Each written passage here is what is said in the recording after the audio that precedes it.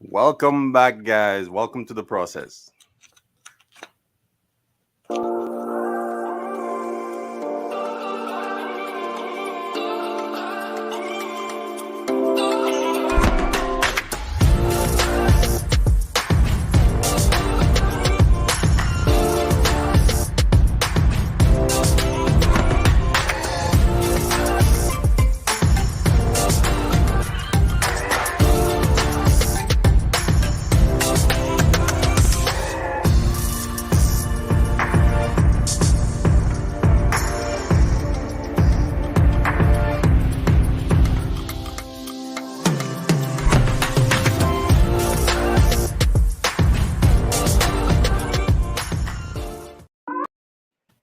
Yes, I'll be jamming.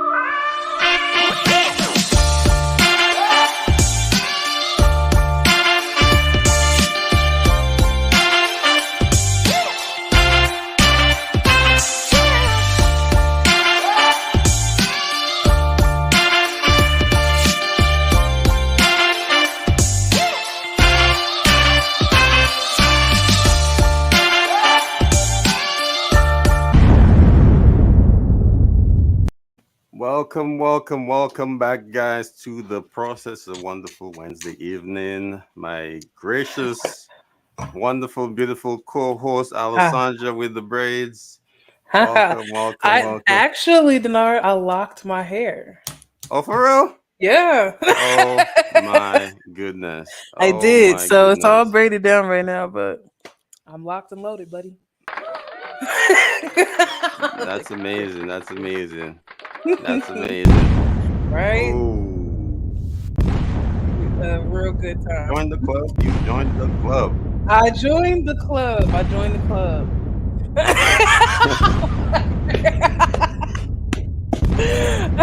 But you know me, I'll change it up in a hot second, so Yeah. stay tuned. Just want to say thank you to our sponsors, Carl Zuro and Sterile Education. We really appreciate you guys supporting the process. Thank you guys so much. So All right, let's so get we are into it. back, right? We're back with another episode. Today we're talking about the top 10 things we wish we knew before we started our careers in sterile processing. So I'm excited to do this. So I'm excited to see what comes up. Mm-hmm. Mm-hmm. So many Mm-hmm. memories. How many But before, years have you been in the game, D?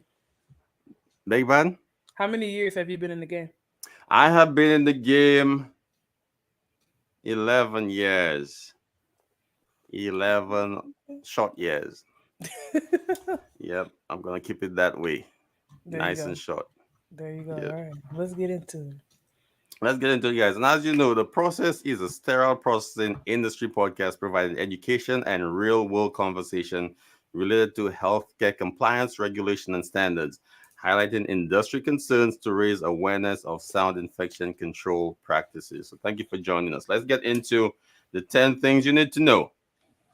Now, Alessandra, let's go. They want to know the persons who have transitioned into new positions now want to know what should I be looking for right now, and the persons who have made mistakes want to know what they shouldn't have done, and the persons who have a few years in their current position want to know what they should be looking for from new hires or new persons coming in the department. So let's give the people what they want. Let's do it. That's a lot to tall orders. Because each vantage point is looking for something a little different, right? True, As a true. new tech, you're looking for a new job. You're probably looking for a way to make more money than the place that you're coming from, right? So you're gonna have a little bit different expectations. Then as a leader, when you're looking for new hires, you're looking for people to fill certain positions. So you got to be concerned about their personality, their work ethic, how they're gonna get along with the rest of the team, and then onward and upward, right? So it depends on where you're standing. But I would say Yeah. there are some things that are universal, right? No matter what role you Yes. take. So first one I would say is no matter what role you take, you're gonna want to know what's expected of you. Yes. And let me expound on that one a little bit. So, one of the cues to know what's expected of you is by the questions they ask you during the interview.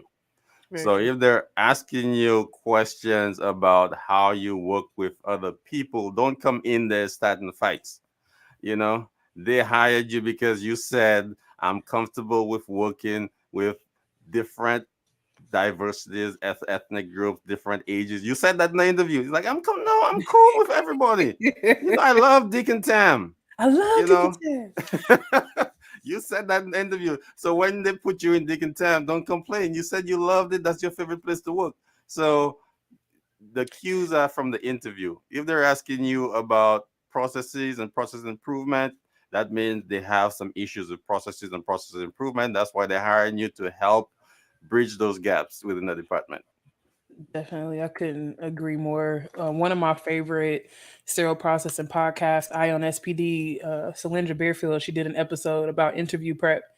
And in it, she set this tone where not only is the company right there interviewing you and they're asking about certain issues because there are probably things that they need help with, but also it's your opportunity to interview them and find out like what their leadership styles are like, their team atmosphere, what their pain points are, maybe even talking about salary and what potential compensation might look like.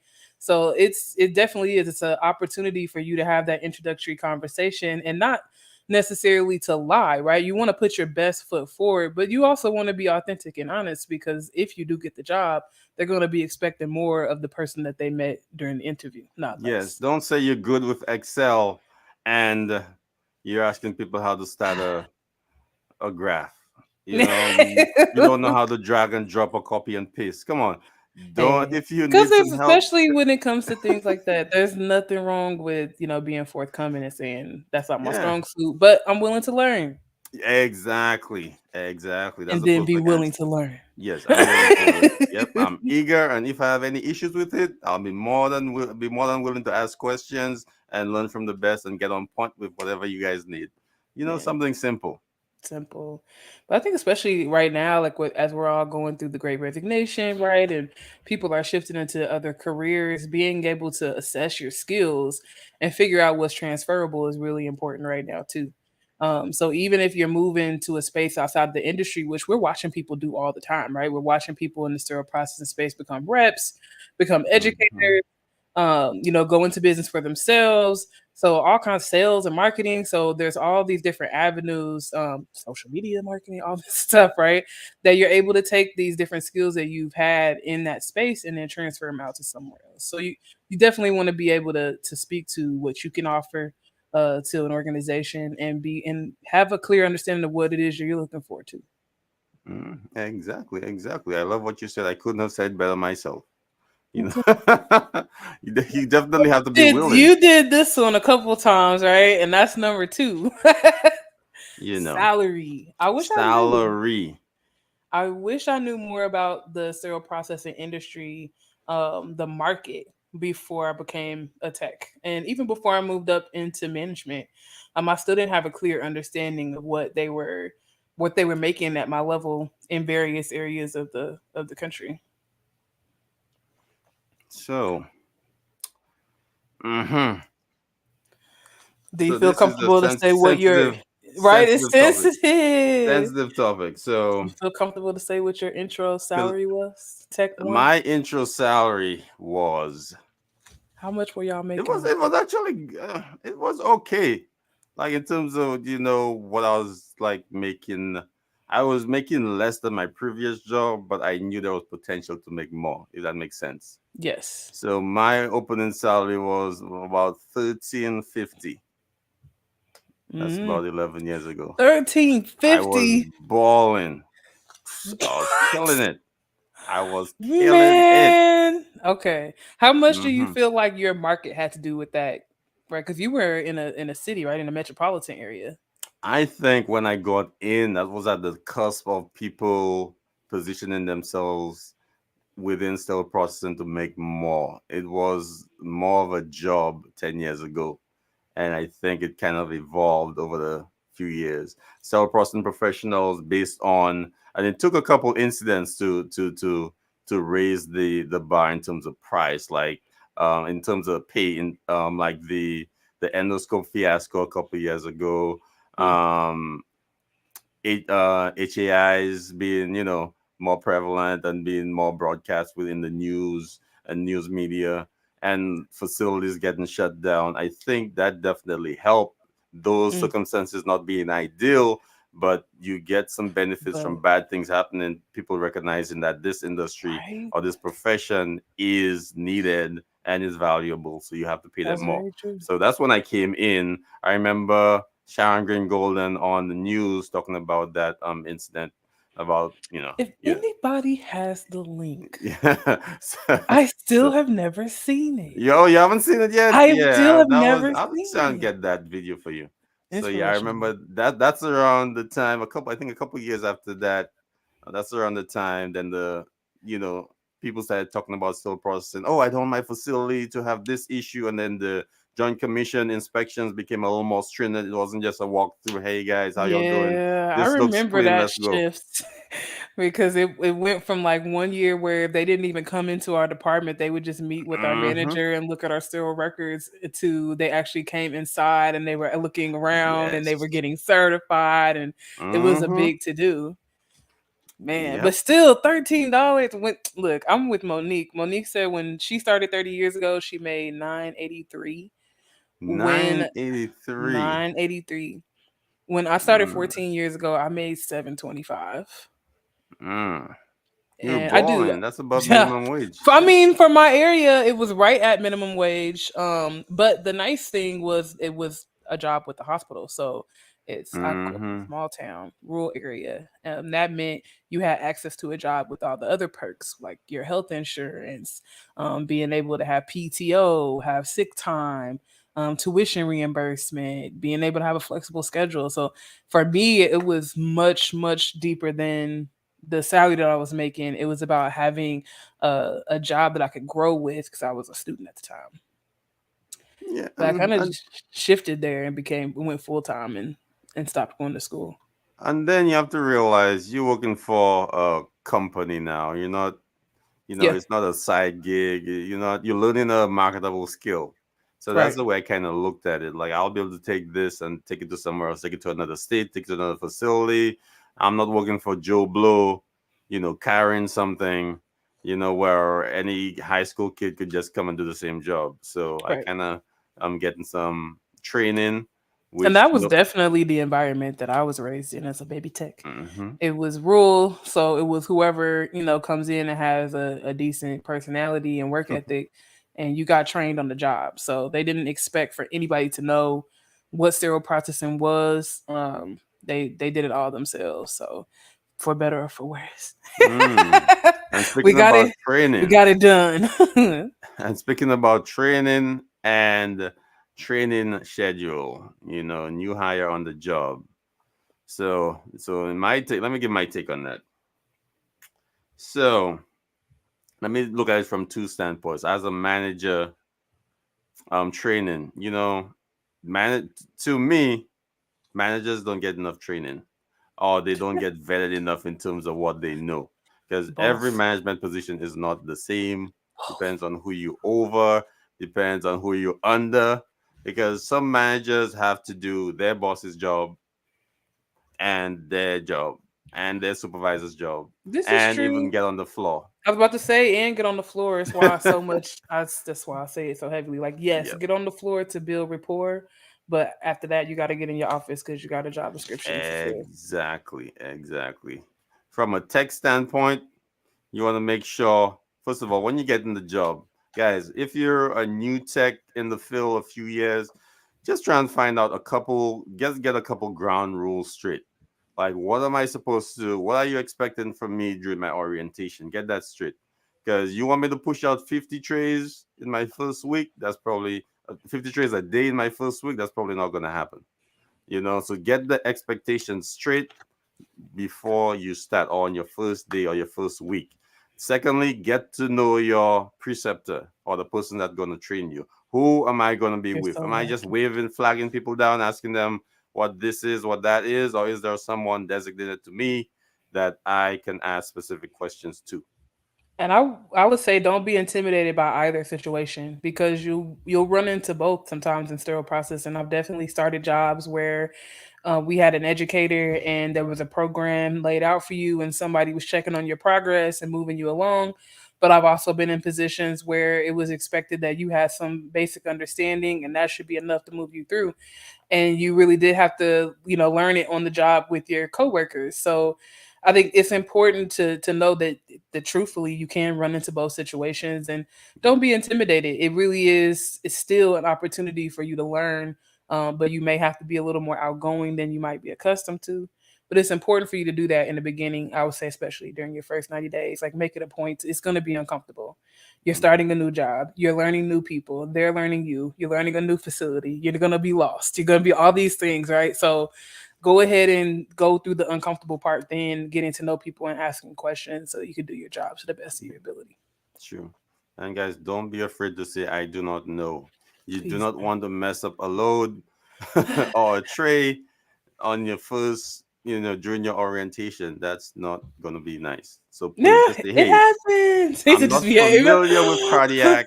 I'm not familiar with ENT. Just let them know that this is a learning process for you. My facility, we only did ortho mainly. I never touched ENT. So I'm going to have to take some time to get to learn the ENT. So just let them know exactly what your strong points and your weak points are. So they won't be putting you when somebody calls out or when somebody's not putting you in ENT and you only knocked out 5 chairs for the day. They thinking you understand the instrumentation and you can't produce. So just be frank. Sheesh.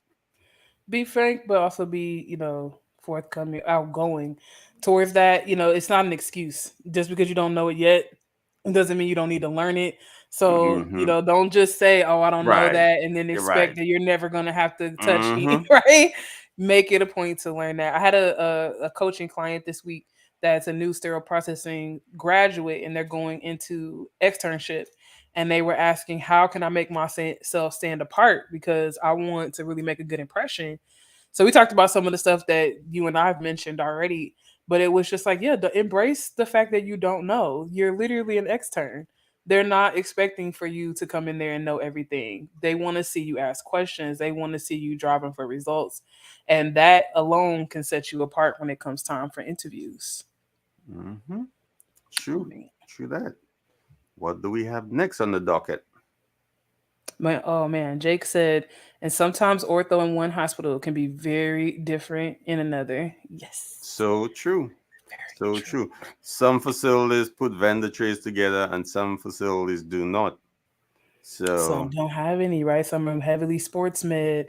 Some are more total joints or a specific total joint replacement, right? Maybe you do total mhm. knees all day, but you guys don't really do shoulders. So ortho, any service line is one big umbrella, but that's very true. From And facility to facility can be very some different. facilities are very vendor specific. So you Yes. may go to a different facility and not find that vendor you always use to How do do those y'all total feel about knees. that out Hmm. there in the audience? Would you prefer that let's say your orthopedic, let's say with orthopedics, that your orthopedic team primarily uses all the same vendor, or are you comfortable when each one kind of has their own specialty? Go back and Hmm. forth, I rather multiple, like on from a learning standpoint, I rather multiple vendors. I get to learn more. right? I get to be on my P's and Q's. I'm not comfortable with doing the same mundane tasks over and over again. And I think that's how mistakes happen because people just fall asleep on the job. It can, right? Repetition can be a blessing or a curse, right? I think about when I was a young tech and I was learning synthes, I absolutely needed repetition in order to learn those trades, do them over back to back to back so that I remember each one of these little pieces and which system it belongs to and why. But of course, after you become proficient, that can kind of be, like you said, a little redundant to the point where you kind of nodding off because I'm so accustomed to this that I can do it in my sleep, right? So I'm not giving it the proper amount of attention. And I would, especially as a manager, this would become very frustrating to me when it would become like issues with your basic trades, right? Like maybe you're missing an Army Navy out of a major trade just simply because you're so used to it. You thought you had it. You just moving through it too fast, or you're not using your count sheet, or whatever checks and balances that you skipped over because you got Yeah, I this. mean, I just like variety. That's all. I like variety, I and do. I keep do. it coming. It's especially when it comes to those systems because you have the older versions too. So I like that being able. That's just the SPD nerd in me. Like when we went to that bodies museum in Vegas, like being able to see what screws they use, what millimeters they are. I like seeing the evolution of surgical instruments. Hmm. All right, What's next on the docket? number four, that young scrub life. Scrub life, changing scrub shoes, meals on campus, creature comforts. All right. Yes. So I love a department, especially a newly renovated department. I come through and I see they focus on the workers, technicians, supervisors, whatever you want to call them. They focus on the workers. They create a space for a break room. They create a lounge. They create an area where you could sit down, decompress, and just, take a break, Yeah, basically. take a load off. Very important. I think I don't know. I try to give my employees as a manager a little rundown of just kind of like what house life is going to be like because we say it all the time. We spend more time at work than we do at home. So it is, you're gonna want to need, you need to know where the cafeteria is, you need to know the hours. If you have any type of special dietary restrictions, you're definitely going to spend some time in there figuring out what types of things you can grab on the go. I always encourage folks to bring their lunch just from a finance standpoint. I think we're going to get to that a little later, but just because going to the snack shops and buying candies and chips out the vending machines and meals out of the Hmm. cafeteria can add up really fast. Really fast. Especially if they're snazzy and up to date with the badge readers, right, where you can scan your badge in Yep. the lunchroom and have it deducted from your check Yep. Really quick. Those really quick. those are those chips. Those chips will get your money really funny, really quick. You know, if you ever been at the cafeteria register and you had a insufficient fund pop up, No that's way. really embarrassing. So you don't No want to have that. way. We It's don't like, want to oh, have okay, it's the that. wrong card. Oh, so, oh, dang, I didn't put any money. Oh man, I'm sorry. Then you have to put that Yes. lunch down, go get your money, and come back if you have money. So, All right. guys, pay attention to that. Whew, I yes, can't really, definitely. As a young tech, there's been a time or two I had to run back to the department like, "Hey, I need about $5 now, right now. right now." Yeah, my fries are getting cold. Right, fries are getting cold on the line. Oh man. But that being said, take some time to get to know like where your break areas are. Because even if your department offers a break room, sometimes the hospitals will have additional spaces where you can relax. I'm a big fan of finding out where the meditation spaces are. Usually, it'll have some type of quiet space dedicated to prayer and meditation, places you can get away. Yep. And then shoes. So obviously in sterile processing, well we say obviously, but hopefully y'all know to have a dedicated pair of shoes at work. A pair that you're changing into just like the rest of your street clothes so that you're not tracking anything into or out of the hospital and taking it home with you. Hmm. Yes, you want to make sure you have a designated pair of shoes. Yes. Now, what would be a good pair of shoes to wear in sterile processing? I would say a pair that you could clean and sterilize would be a great option. Im- Imagine that. There's a pair that actually works for that. You could clean and sterilize Carl Zero shoes. Yep. Yes, yes, yes. Guys, if you haven't heard of Carl Zero's, it's a shoe that lets you comfortably walk away from contamination. We know you spend your entire shift on your feet and need a healthy shoe that can be easily decontaminated. All Cal Zero shoes are designed to keep you moving and can be machine washed or disinfected with bleach. Cal Zero is a new type of footwear that meets the changing needs of the medical environment, using an innovative copolymer rubber compound to create a product that is sterilizable, autoclavable, and anti-static, and extremely comfortable for people standing long hours. You definitely want to get a pair. Also, Cal Zero Classics can be sterilized using an autoclave at your facility in the sterile processing department and are uniquely commercial dishwasher safe in a restaurant. In business since 1983, CalZero is here to wash away your worries every step of the way. Their mission is to provide comfortable, easy to clean footwear made to treat your feet. So, guys, go out there, get your CalZeros. We have a coupon code when you get to callzero.com on checkout. You save 17.99 when you type in code the process. I'm gonna put it on the screen. Oh, it's on the screen. So Fast like lightning, buddy. so go get your shoes, and that's for sterile processing, nursing, um, home health aids.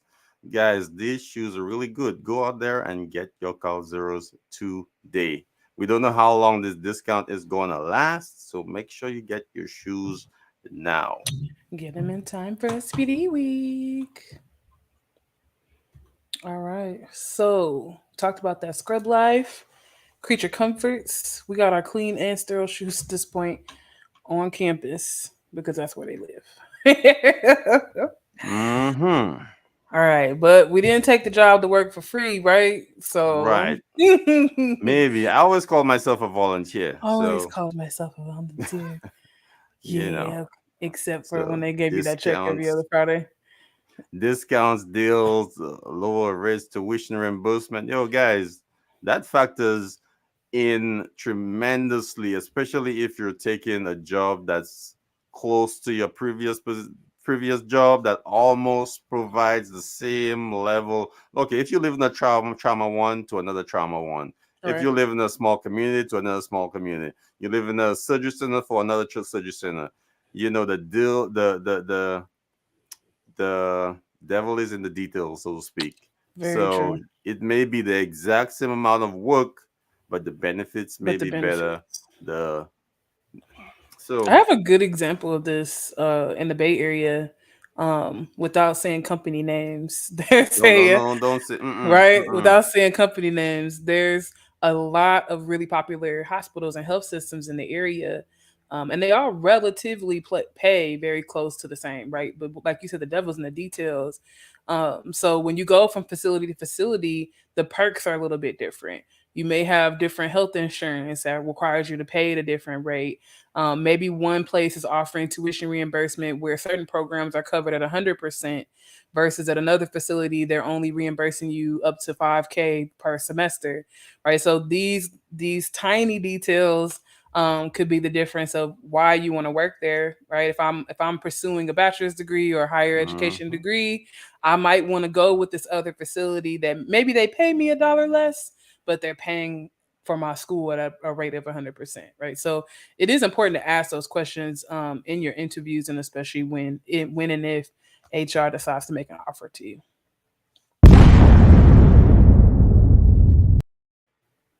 Dun, dun, dun. Felt that was an important point, guys. So tuition Important. reimbursement, maybe you might take $1 less, a couple cents less, but you have to look at your levels.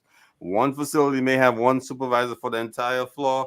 Another facility may have a supervisor on every shift, Every two supervisors shifts. for a shift. So your chances of becoming a supervisor or manager in the future increase. True. Depends on the facility you go to. So you have to look at that also. If you have a supervisor that's and I look at that too. If there was a supervisor in her 50s waiting for retirement and I want to be a supervisor, I know she probably has another 10 years to go.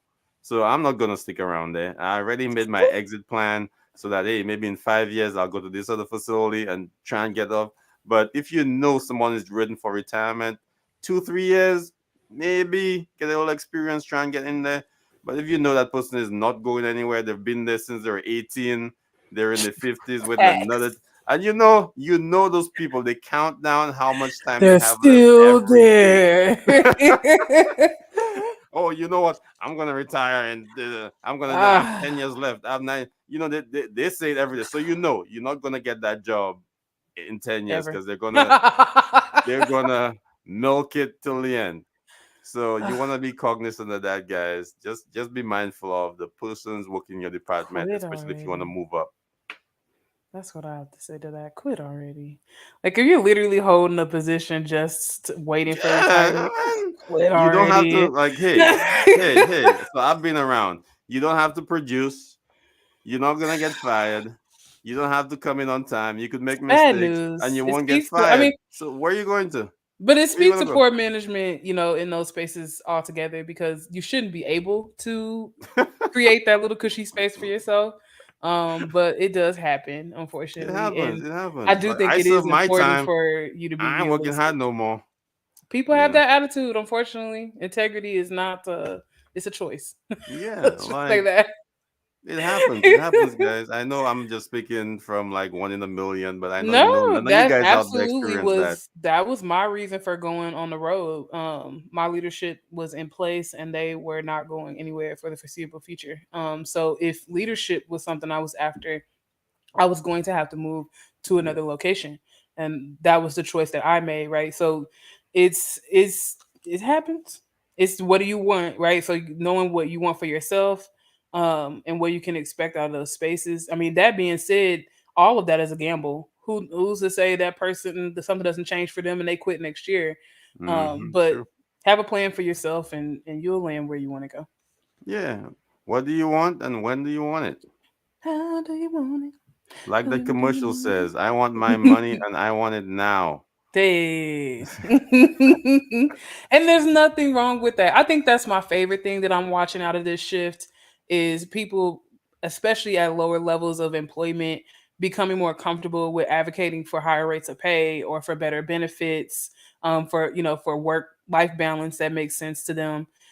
You have to take it with a grain of salt. The entity that never has to oblige, right? We're watching folks go on strike. We're watching, different things happening across the country. It doesn't mean that they have to agree, but you are in a position to at least ask and build a case for yourself. So it's I think right now, especially in our industry, it's a good time for individual technicians and for leaders in individual departments to start to ask and push for what they feel like the departments deserve. Definitely, definitely. Guys, luckily you may get, somebody asks you, hey, you want this position, but most times than not, you're gonna have to show some persistence and effort if you want to get where you want to go. True. True. And the other thing with the financial perks is it's not just on the company. The individual has responsibilities there too. I think about sterile processing, and each time I took a position, it was a significant pay increase for me. So, going from my first job at the movie theater into being a tech one, I saw an increase. Going from tech one to tech two, right, to supervisor to manager, and then moving markets was a huge and significant jump in income. And I had to learn along the way financial tools to be able to do things like budgeting, savings, even figuring out how to set up my checking and savings account as direct deposits, right, in the hospital. These aren't things that I just knew how to do. So each time there was a level up, there was new things that I had to learn, new tax codes I had to learn, all kinds Hmm. of Because things. Uncle Sam is coming for his money. Oh yes, Believe yes, me. believe me. Hmm. Hmm. All right, number 6, travel and registry work. Travel. I don't know anything about traveling, guys. I just travel to work and home. That's it. I That's all my traveling experience, guys. only have And a touch of travel experience. I use that to move. So once I saw that being able to move up in the company was not gonna happen in a time frame that I felt comfortable with. I decided to travel, and that allowed me to move states where I probably otherwise wouldn't have been able to do that because I had the company, setting up my housing where I was moving to, and then giving me reimbursements for the cost of moving out there. So it made it financially feasible for me to make the jump.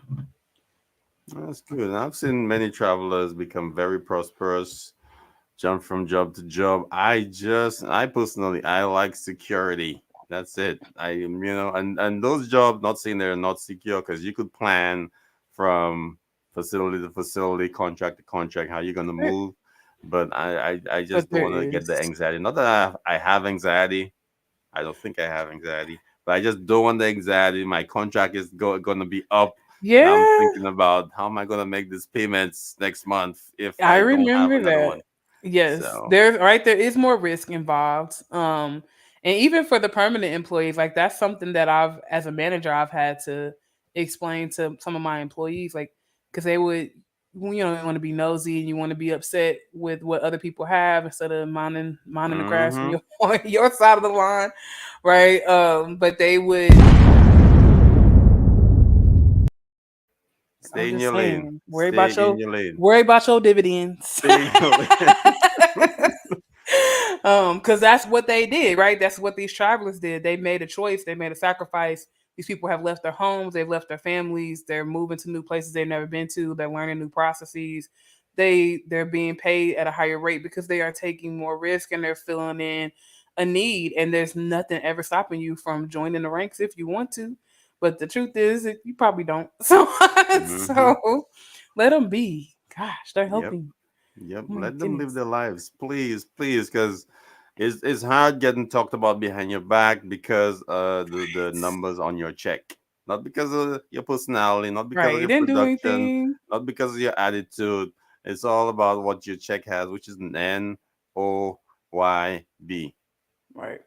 You know, and I think there is a level of accountability that just needs to be had there. Nobody is forcing us, you know, to take these jobs. They tell us what the salaries are going to be. We accept them and we agree to produce work. And it's in that space where I feel like some of these conversations, new conversations, are just falling apart for me. Where it's like, oh, we're just not going to work as hard, or you know, like yeah, I'm not saying go above and beyond for every little thing, but you do your part. Do what you agreed to do. You and then if you don't want Hmm. to, exit Yep. so somebody else can. Yeah. Yeah, man. It's rough out there sometimes. It's rough. It is. It's a challenge, and especially in an industry that you know we talk about all the time isn't being compensated at a rate that anybody feels is fair. It is a tough conversation to have, but there are ways to maximize your finances and still processing. Traveling is one of them. You know, moving up through the ranks is another. Diversifying your income, that's another. You know, so it doesn't have to. It shouldn't. To me, it should never become something that rolls off onto the patient as a consequence. And I feel like if you're at work and you're not giving it your best, then that's exactly what's happening. Is you're compromising the patients that are counting on you. Definitely. You don't want to compromise patient safety. That's like the last straw. So don't do that. If it's trickling up to the patient, we don't want that to happen. Please, No. guys. Nope, nope. All right, number 7. Number 7. People management skills both on and off the floor. I think this is one of those I wish we had more training moments. And I think on both sides, as a tech and as a manager, we need to do better with upfront education around like personality types, confrontation, de escalating situations, things of that nature. Just better people management skills instead of assuming that everybody that's a grown up is going to behave like an adult. And let me talk about some of the things I see some managers coming in, they're doing. Mm, Let me just start. get them. Look, get them. Managers coming into jobs and they're just not nice. They're just not nice. They're just like they're overwhelmed because they're doing a lot on the outside.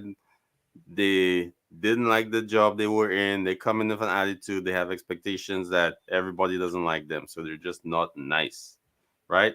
They gravitate towards gossip. Like the person that talks the most and has the most to say and has all everybody's dirty rubbish, they go to that person and get all the down low. So when they approach you, they know you. I know you make mistakes with integrators, so I don't Are like those you. managers real? I've They're real. always They're out there, heard man. I'm telling mystical you. stories of these people, but I've never actually met them. Like the manager that like plots on on the staff. Are these people real? I heard last year you had 10 missing integrators, so I just don't like you. I don't know you, but that's what I heard. I don't like you. You I know, don't know so you, like but I don't guys. like. So That's you know, unfortunate. you find that oh hey Monique.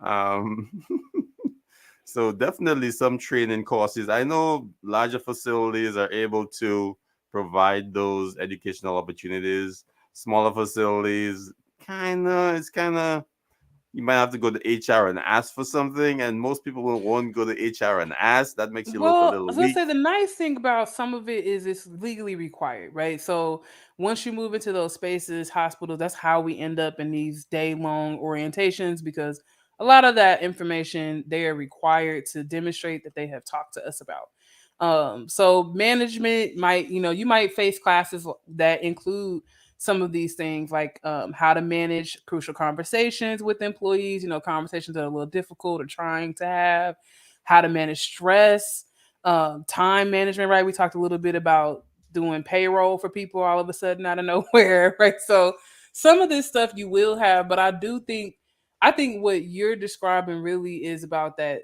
person's personality, and that's something that the hospital can't train you. You have to be dedicated to trying to better yourself and at least be aware of yourself, so that you understand how you're impacting the people around you. Yeah, yeah. Let me give a little shout out to Mikhail Smith. Thank you for joining. That's my boy right there. Appreciate you. Appreciate you tuning Hey, in, Mikhail. Mikhail. Thank you, thank you. Um, yeah, Monique like said we need another podcast titled "People Management Skills," please and yeah, thank it's you. tough. One of the best things one of my managers did for me when I got into leadership was give me one of the crucial conversation books, and I Yes. have it in my drawer.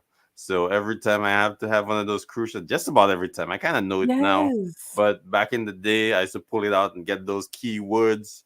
Like I wanted to say you suck, but I didn't want to say you suck. So I had to phrase it. There is room for improvement where, like you have Yes. to.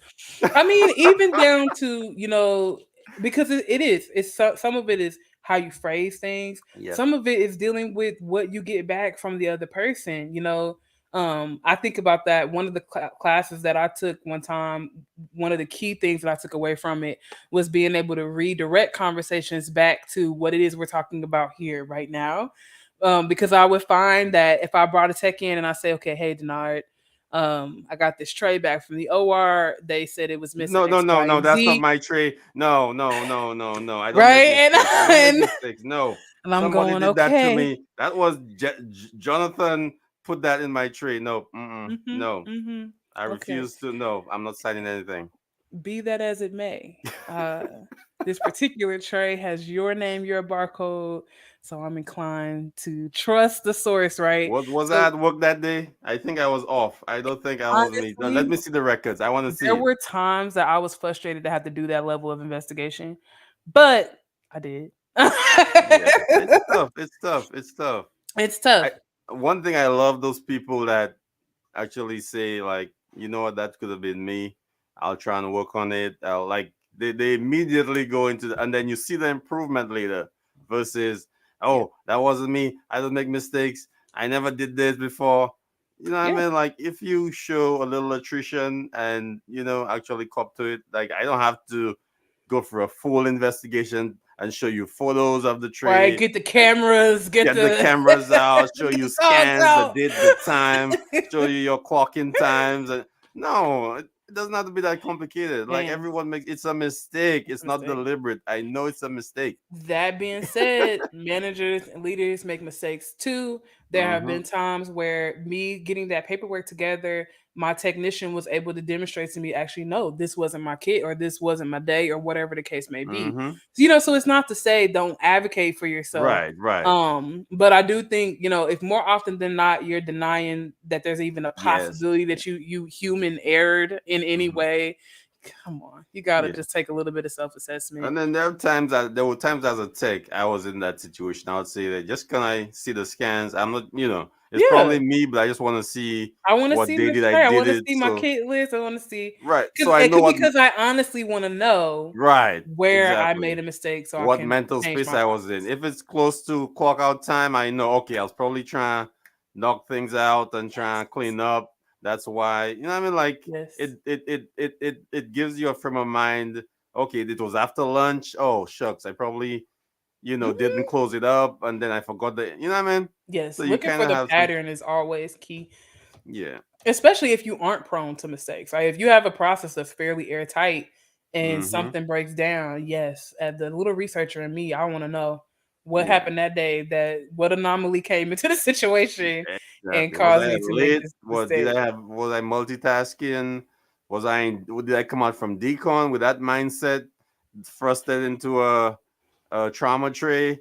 That you Come know what I mean? on. Like, It's real. And I think managers, especially, I love what Monique said about, doing a little more education on people management skills because you do impact your technicians too, right? So if you're dogmatic and, you're just very aggressive about, errors or mistakes, you don't have a culture that's, that embraces the fact that safety is also includes having a psychologically safe environment.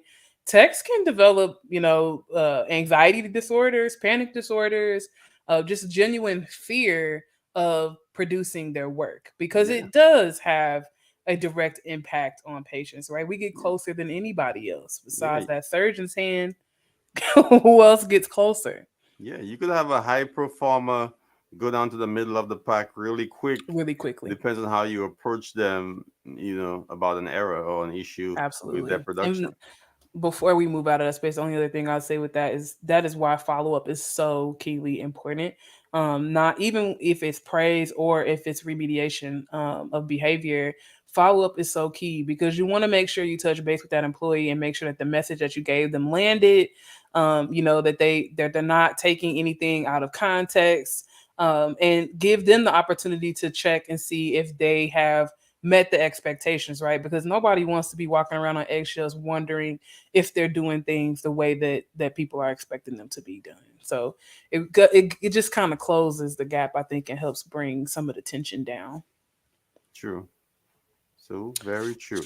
Yep. Um, Follow up is key, guys. Follow up Follow is up, follow up, follow up. And text too. Follow up with your management team. If you had a mistake, you definitely want to keep up. And when I was in that role, I followed up every 2 or 3 months. My manager always told me I was the only one doing it that was concerned about the mistakes performance. I made. So I always went back every month. Hey, can you show me my mistakes? What I did wrong?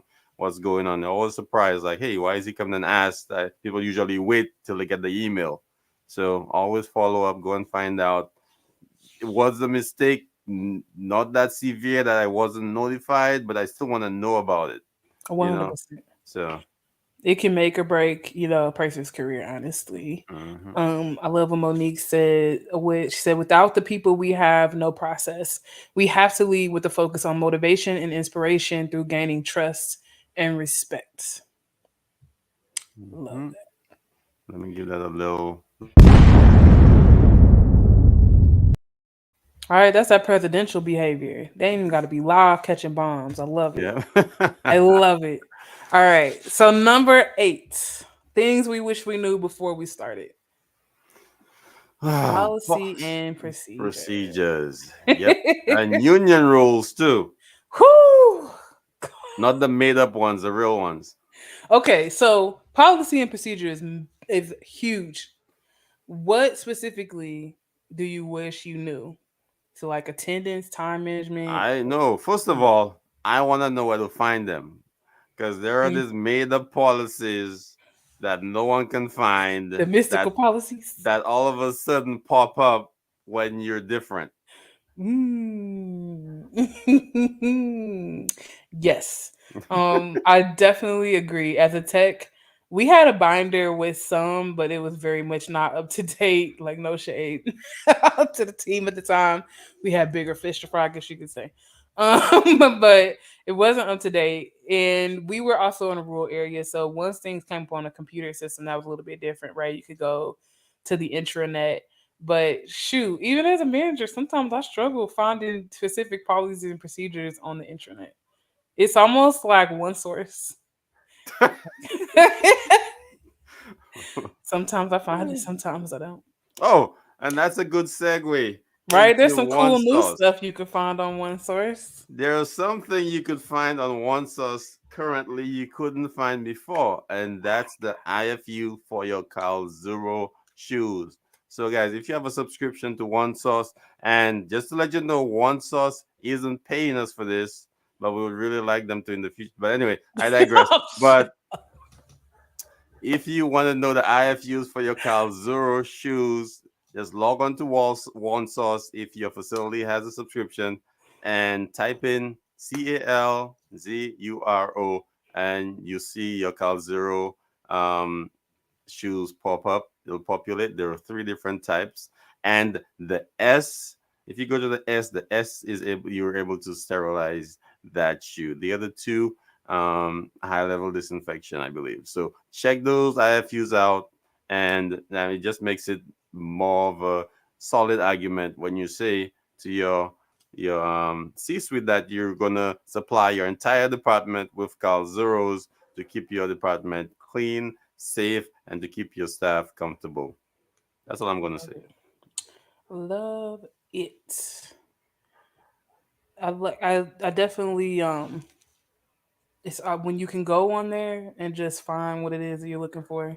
It is such a help because you're running there because you need it right now. So we definitely wanted to make sure that it was easily accessible to you guys on Yeah, one source. yep. And we were happy to work with Cal Zero and get that through to one source to get it up for you guys to make it easier because Dante asked us in the last episode, where can I get the IFUs? Now, Dante, you can get your On IFUs one on one source. source. Also, just look, shameless plug. If you are looking for a space to advertise to the sterile processing or surgical community, the process is looking for new partners. We also are looking for new sponsors. So we want to give a shout out to CalZero and Sterile Education. All right, number 9, right? Because what they're doing is helping us do number 9.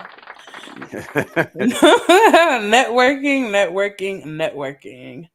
I wish I had a better concept of this before I started my sterile processing career. Mm, Networking, yes, very inside the important. facility and outside the facility. Yes, very important, guys. And I know the stigma sterile processing. We guys are in the less, and it's not less traffic, but like the less seen areas of the facility. Yeah, we So might we be in do the not get. basement. We may network with EVS. We may network with environmental. They may, in fact, they network with us because most of them come to sterile processing. And anyway, so you most times I've seen those departments migrate to sterile processing because they love it. They love the music in decon. They love the, you know, Right? SPD is a vibe. yep, they like the vibe. They like the vibe. It's like 50% of most departments used to be in EVS or Very, or the food service. So very much. you But know, but networking guys. Hmm. there's also a lot of other cool spaces to to network and just meet new people and learn about their skills. I think about myself as a young tech. I was all over the hospital, like building relationships with the folks in the labor and delivery department, on the various floors, ER, ICU, especially at that time because we were both materials management and SPD. So we would deliver, Foley's to the floor, catheter kits, things like that. We would spend time getting to know the operators. I learned so much about the phone system inside the hospitals, getting to meet the operators. And the last unlikely person that we built a pretty cool relationship with was the person that ran the morgue because we would clean and sterilize their Hmm. tools for them, which at the time was not something that he was required to do. He just Hmm. decided to do. But yeah, we Interesting. got to come in there and ask a lot of questions. Oh wow, that's interesting. Hmm. Very. Hospital's like its own little city. It is. It is. And then there's so much knowledge in the city. Yes. If you just move about, go to the OR on your break, spend 5 minutes. The OR have most ORs have free coffee, orange juice. Guys, instead of going to the cafeteria, just take a walk up there. You got your scrubs on. Most likely your badge will work. Go grab some orange juice. Sit down with the nurses. Sit down with the ortho techs. Just talk to them. Hey, while you're They drinking the juice, have. just say, hey, you know what? How our trays coming up? Everything cool? What's going Yes. on? Get to know your Yeah. customers. Chill out in their lounge for a little bit. Get some feedback. Sometimes it's not always pleasant. I've definitely I've been Yeah, kicked out true. of a of a True. break room with you. But True. also True. on the Very flip true. side, we've had some really cool teams where you were able to come up and just build Yeah. a relationship. But you could be that one positive voice within that, within that department. That's the liaison. You could even build a role for yourself as a liaison if that's not already in your facility. Oh, one Like hundred you communicate with them, they're comfortable with you. You just create a position for yourself. When they want something, they call you. When you want to find out something about what's going on, the Oh yeah. communication is easy. You just create a position for yourself. So, And those relationships last. You never know when you might need them for reference, or they might be the person to tip you off mm-hmm, about a new position. All kinds of things. So like I've even had folks help me figure out like where to buy furniture, or where mm, where cool places to hang out on the weekends, right? Just being able to have conversations, and they don't have to be highly detailed or very personal, but I definitely encourage everybody to get to know somebody outside of your space. yeah, and do something simple as introduce yourself. Just say, Yes, "Hey, my name is Denard. How are you doing? I'm from Sterile Processing." It's simple, simple, simple. guy. Just introduce yourself. You never know. You might get a talkative person on the other end, and then you say, "Hey, what do you do?" "Oh, I'm the orthopedic surgeon." And then you just got to exchange vacation ideas, exchange shoe scrub ideas with the orthopedic surgeon you didn't even know, you never met before. Definitely, So just introduce yourself, guys. You never know who you're gonna meet. definitely. One of my favorite memories was doing Christmas caroling in the hospital, which through going to the different rooms, I was asked to do that for then some of the department like staff meetings, and then ultimately I got invited to sing for the San Francisco Fire Department at their yearly toy drive. So something that totally wasn't you know anything that anybody was planning on, but just because I had gone outside of my department and built those relationships, my name came up and I got an opportunity to do something pretty cool. All right. Danny Smith said, as the only delegate in SPD at a facility, I networked with EVS delegates and shadowed them while normal training was down due to COVID. Networking is key everywhere. Yes, Couldn't yes, yes. I agree. like that one. All right. One more. Number 10. Number We're getting 10. ready to wrap. Thank you, Danny. Thanks. Benefits of additional certifications. I Oh boy, I'm not getting anything else because they don't pay me more. I'm not gonna waste my time. okay. Mm-mm. Okay. Calm down. Calm down. Calm down. What'd you say about that? I mean, I don't want to go on a soapbox and say that your education is for you. However, your education is for you. Oh, So I definitely am the person that advocates for certification, even if it doesn't equate to higher rates of pay. Especially if you're only basing that off your current facility, right? So if you're working somewhere and you know that getting another certification is not going to mean more money, I don't think that that's a reason to deter you for a few things. One, that information that's contained in those certifications is invaluable. Yes, I mean, we talk about it all the time. You don't learn every single thing that you need to know to be a successful sterile processing tech. However, it gives you a framework and a foundation in which to do a few things. One, to learn more within the industry, because now you have terms, you have subject matter you can actually research, but also to demonstrate what you know in the industry to somebody else. So it gives you a framework to have a conversation. And that, whether you get paid more now, could mean getting paid more later. And I'm an advocate for mhm. that, especially. So Yes, don't throw it away. That could be the difference between you landing a new position when you start to look for other outside yeah. positions. And guys, your certification may, like as Alessandro said, may not pay you now, but those persons viewing your resume on seeing your certifications, it influences their judgment on or their perception and of you as a tech or as a It does. professional. And you look more dedicated. You Because you look are more more, dedicated. yeah, because you are more dedicated. The perception changes based on your certification, and that perception increases your value, and your 100%. value equates to Money. The last group of sterile processing students that I worked with, this was the heavy part of the conversation. One, because they weren't aware that there were additional certifications after their CRCST. I focused on HSPA certification ladder, obviously. But they weren't aware that there were more. And then when we talked about which ones there were, I gave my recommendations for the order I even think you should get them in. Like for me personally, I think after you get that CRCST, you should go ahead and get your CHL because leadership skills are transferable pretty much anywhere. And then after that, it really depends on your market. If I would say go CIS or CER next, but get them because you're going to learn things that can help you on the job, but that also set you up for success in the future. Yep, yep. You just gotta get it now. Put it in your back pocket because when the time Yes, arises, you have it. that part, I cannot tell you how many staff members I've counseled to just get it now while you don't think you want it, while you Hmm. don't think you want a new job and everything is great. Yep. Go ahead and just do it on your downtime now because Yep. when that job comes up and it gets posted, you are gonna Mm, feel relief that you have yep. everything that you need to apply. So See, true. Danny, right there with us. Get that certification before you run into the situation you need it or the position opens up that requires it. And Marie certification prep provides great education and opens doors to career advancement. Yep. And also both those comments Yes. because just get it. Just get it. Don't look for a reason to get it. The reason to get it is because it's available. That's the reason to get it. If it wasn't available, you know what people would be saying? I wish there was another certification out there I could get to separate myself from everybody else. Yeah. Telling you, that's the first question that a lot of the new students are asking is how do I set myself apart?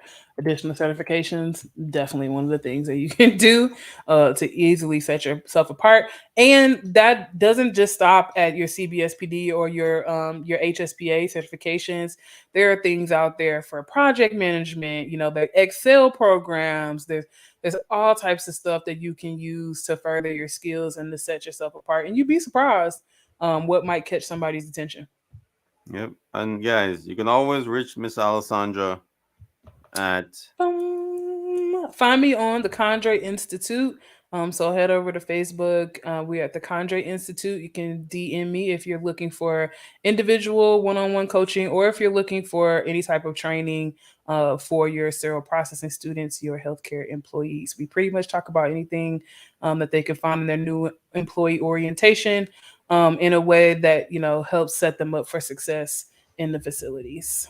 yep. And you can always email me, Denard at sterilemd.com. You have any questions, comments, concerns, you want some tips, some tips and tricks, how to put your podcast together, I'll Yeah. help you out. I mean, that's the least I could do. We need It's more the sterile least. processing podcasts in the Yes, industry. we So, do. you know, Please.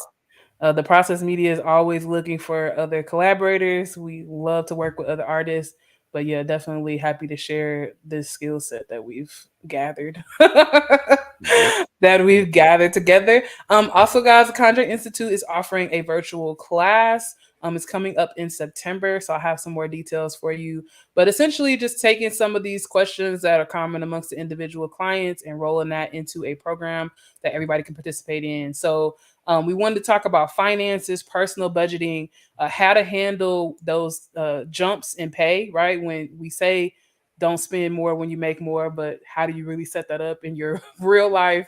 What kind of tools can you use to be successful? So, more details coming to you on that as well. and thank you guys so much. We're gonna end with a little round of applause. Thank you, thank you, thank you to our great viewers. Comments, we really appreciate comments. The comments are very valuable to us. We get to make you part of the show. We get to say your name because we like you a lot. We miss you. Because you're making an effort to spend the time. What time is it? I don't know. It's 8. What time is it on the West Coast? 5 p.m. So, Yes, guys, 5 we p.m. here. appreciate your time. We want to make this a valuable experience for you. And we thank you guys for taking the time to write some valuable comments. That's why we put your comments up. That's Yes. why we appreciate the feedback. And And thank the you for tuning show into the show. suggestions. I've got a couple DMs this week on topics that you guys wanted to hear. So keep them coming. We are always happy to work those into the show schedule. All right, guys. Thank you. And this is the end. See We'll see you in the ya. next one. Peace. Peace.